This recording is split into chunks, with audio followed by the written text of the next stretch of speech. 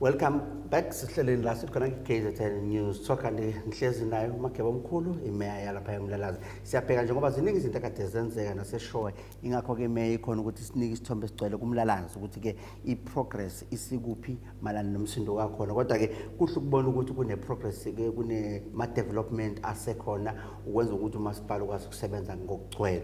Kodwa okunye kumnandi ikona ukuthi ke when it comes to umasipala meya ehloniphekile sesibheka indaba ze job creation.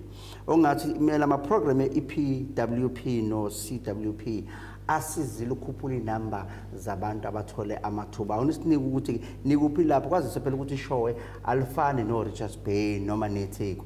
Indawo zasemakhaya lapha ya indawo eziningi ekhona obona ukuthi abantu abaningi uma umuntu engayanga evarsity uvana ubona ukuthi ke noma ke ecollege noma kuyiphi institution mancane amathuba ukuthi angathola umsebenzi. Kodwa ke bese bakhona lama program eniwafakile through lama program lawo ongathi ayasiza kakhulu lapho in terms of job creation.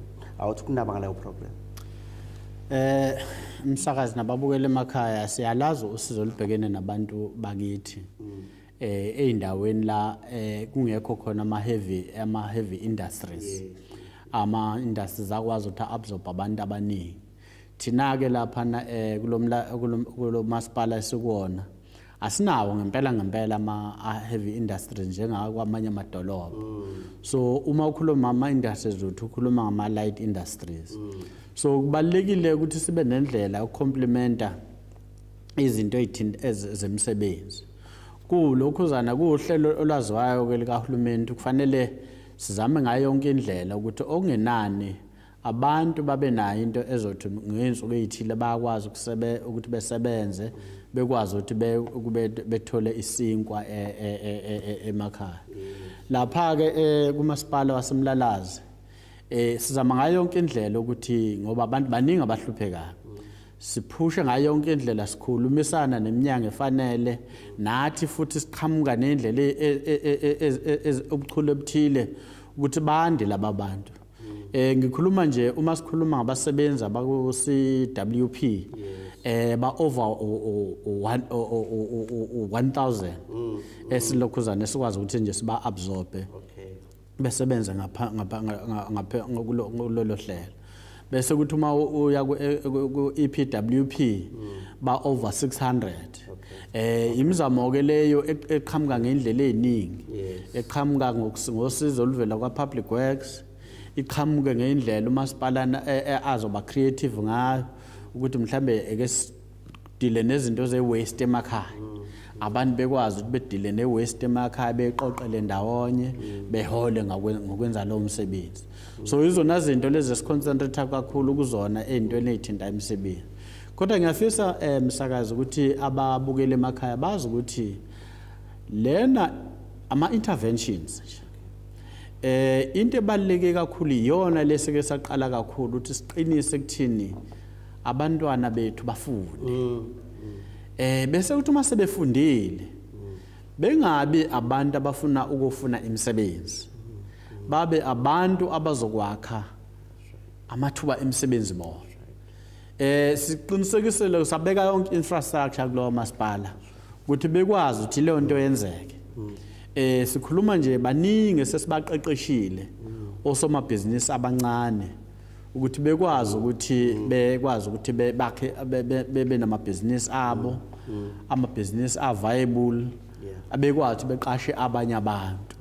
Sisebenzisa nje office esavele sathi no leli office lingasiza sivule ioffice nje lokhuzana ukuthi bekwazi ukuthi besondele khona balulekwe bethi mase belulekiwe uma bebengenayo inkampani register inkampani azafike la kuthiwa khona hayi usona inkampani usuqeqeshiwe silanda osida nabo bonke abantu abakwazi ukulokhuzana bese sithi ke nansi ke startup sisho somasipala sithi uma ngabe ukuthi ufuna ukuyokwenza ibhizinisi lemfuyo imfuyo yezimbuzi nazi imbuzi ezu20 nempongo yazo hamba kuyoqala uyosebenza bese damane sibamonitor kanjalo. So yona indlela esibona sengathi thina msakazi nababukele emakhaya yona ekwazi ukuthi iresponde kahle kulento ye employment. amazwe amaningi imfundo yawe igiyade ekuthini hayi ukuthi uzofunda ethi uyofuna umsebenzi igiyade uthi ufunde uthi usufundile wakhe amathuba emisebenzi so zama ukuredirect abantu bethu ukuthi ngenxa ukuthi akithi sonke sizoqashwa asakhe amathuba emisebenzi sisebenze. That is what we do. Okay. Okunye nesikhathi sethu siyanga kushona lesosithela. Ngibheka la ukuthi ke okunye ungathi kuyindaba ezinhle. Ukuthi ke idolobha laseMlalazi silithatha njengokuthi it's a cleanest town in SA. Meaning ukuthi ke masikhuluma ngenhlanzeko, sikhuluma ukuthi muhambe edolobheni ungavani ubona amaphepha nje egcwele all over. Kuningi nje singakubalula lapho. Kodwa siyakubona ukuthi ungathi kuyi-achievement enhle. Ngoba akhona amadolobha siyahamba imncele siyakudla sihamba ngapha ngeke ngwazi kodwa khona la ungene khona utawo kodwa Nkosi kwenzekalani kuleli dolobha but sesisho ukuthi ziyancomeka lezi zinto meya ngoba zenza ukuthi abantu babone ukuthi nabathanda uku-investor even tourist wise yeah abantu bathanda ukusondelana nento eclean uyabona yeah ingakho kuthiwa ke uma kukhulunywa ngenhlanzeko awungeke imali ingangeni lapho in terms of support in terms of even uhulumeni omkhulu kuningi ngakubalula kodwa zama ukubheka ukuthi nakwenza kanjani ukuze nabanye babone msakaze siyasiqinisekisa ukuthi one njengoba le ndawo indawo yaseMlalazi nje general indawo vele ofanele attract ama tourists akube indawo ke ebukekayo okushuthi ke sinenhlanhla ukuthi abantu abasizayo ukuthi beclean benze yonke into idolobha libukele kushuthi abantu abacommitted ukuthi niyenzeke leyo imvamisa umuhlala entweni you get used to it ugcina ungasayiboni yabona nami bengakunaki into ukuthi umthetho khona sihlala edolobheni eliclean kwathi nje ngidlele ilunch endaweni ekuthiwa kaFort Nongqayi kunama tourists lapha eqhamuka endaweni ezahlukene mostly eGermany nga-approachwa yeyodwa sizilutho umelo athi we like indlela idolobha lakhe liclean ngayo yabona ayibona no that's a plus I like this uyizwe nje sho umuntu elokho edlulela kodwa manje yabona lokhu ke ayikusho ngaleso sikhathi sekufakazelwa ukuthi nje more recently nje eqaleni konyaka sithole indondo ukuthi si cleanest town kuma rural municipality njenge esho so siyasiqhaja ke ngalokho siyasiqhaja ngalokho mhlambe singenake thina esihlala khona ngoba we have become used to it kodwa abantu bakubona yabona kuyasijabulisa kakhulu kuyasijabulisa nje kakhulu ngonxa ukuthi indawo eclean indawo yaseMlalazi yabona there's a kind of serenity ekhona umufika nje khona yabondi so quite inyoni izikhala kamnandi kunamahlathi na yonke mase udedele lo ndawo ingcole yabona abuyibulele so siyajabula ukuthi siyakwazi ukuthi sigcine iclean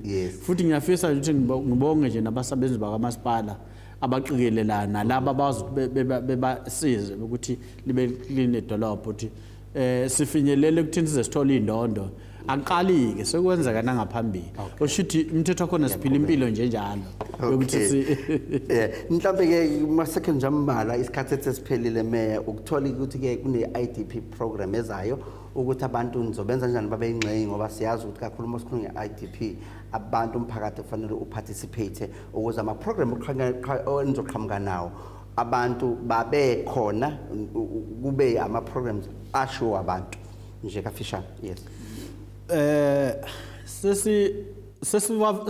sesihambelele imphakathi ngoba njengoba siqala nje lokho siqala sikhethwe ngoAugust into yokuqala ofanele siyenze ukuthi sakhe igeneration ama-IDP azosithatha for 5 years sesihambeleke imphakathi isitshela ukuthi yini nani ngoba yilokho kubalekile ukuthi uhlale nawo umphakathi wenze lokho kuthiwa community based planning sesikwazi ukwenza manje sayithola zonke izinto lezo zinto ke manje seziregister kuthiwa ebhukwini esibeza ukuthi i-integrated development plan kamasipala.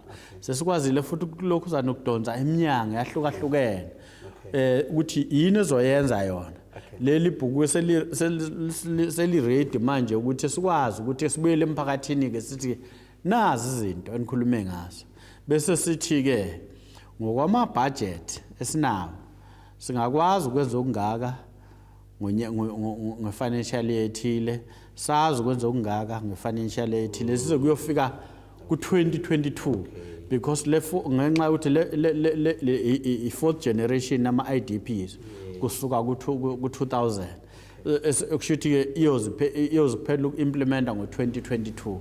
So njengoba kumanje nje u-2017 siqedela elokhuzane eqale ngo-2011 iya kulokhuzane yaku-2016 bese kapakela ku-2017. Okay, nasibonge kakhulu Mayor nesikhathi sakho kakhulu nokuthola nje ama-development enza kumasipala. Sisazi ukusasophinde sibe nawe ukuthi usichazela nangokuke isikhathi siyahlupha kodwa sinifisele impumelelo emsebenzini wenu enwenzayo. Sibonga kakhulu umsakazi, sibonge nakubalaleli anibukele emakhaya. Bokumnandi sindawonye sophinde sibonane ngokusayo la sithi khona ke KZN News Talk kanye nawe. Umsalahle emakhaya.